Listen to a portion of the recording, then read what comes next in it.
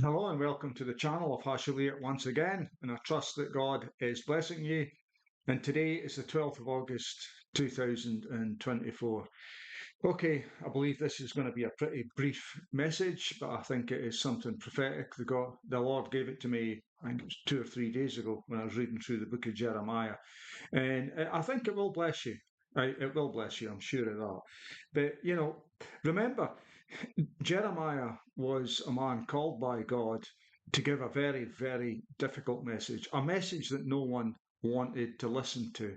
In fact, it was a message that carried so much power that many people wanted to actually silence Jeremiah, and many people wanted to silence him permanently. So, with that in mind, I want to just look at 3 verses from Jeremiah chapter 11 and give a little commentary on them and let you know what I felt God was speaking to me. But it is pretty self explanatory. So, Jeremiah chapter 11, starting in verse 18. Adonai made this known to me, and then I knew. You showed me what they were doing. But I was like a tame lamb led to be slaughtered. I did not know that they were plotting schemes against me. Let's destroy the tree with its fruit. We'll cut him off from the land of the living so that his name will be forgotten. Remember, Jeremiah's hard message was for the benefit of God's people. But they couldn't see that. They didn't understand that he was bringing a message that was going to benefit God's people. Well, many of us have a message from the Lord. In fact, if you're born again, we've all got a message that God has given us.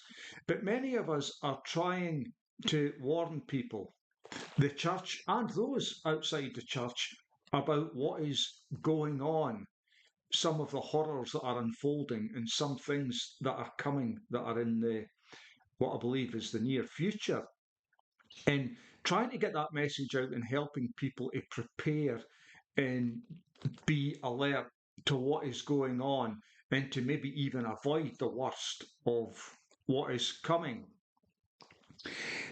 But here, God is showing Jeremiah, as Jeremiah says, Adonai made this known to me and then I knew.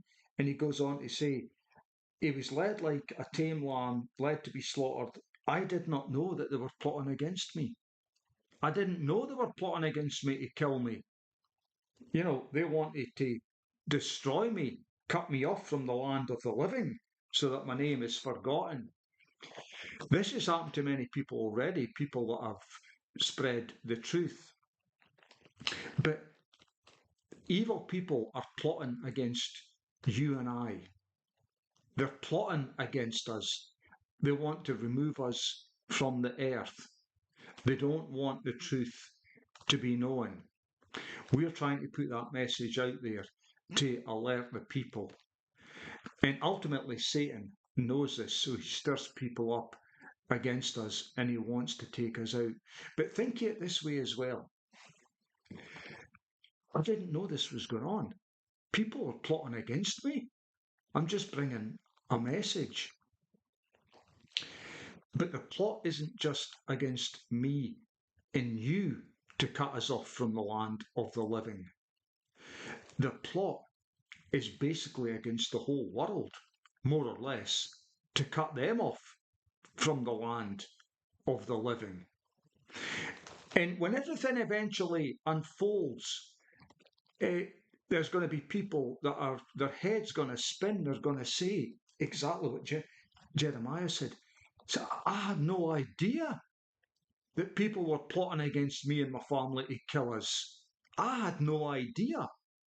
Has anybody ever said to you when you try and tell them the truth about this, don't be stupid. Why would anybody want to do something like that? You're crazy. You're crazy. But you see, unless you understand true evil, you'll never understand this type of message. Because true evil exists and it's rearing its head right now. But there is a shelf life on evil, and God will take care of things. In the meantime, people like myself are trying to put a message out there just to keep your heads above water and to keep you give you information that helps you to survive and get through these dark periods.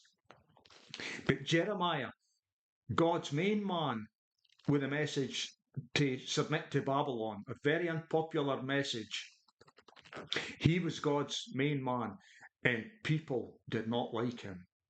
And most people, many of his own people, wanted him silenced permanently. Let's destroy the tree with its fruit. We'll cut him off from the land of the living so that his name will be forgotten. They're plotting against you and me. But here's verse 20.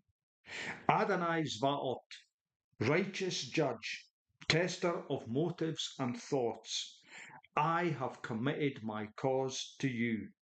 So let me see your vengeance on them. Commit your cause to the Lord, just like Jeremiah. God showed him, he says, they're plotting against you. And Jeremiah was shocked.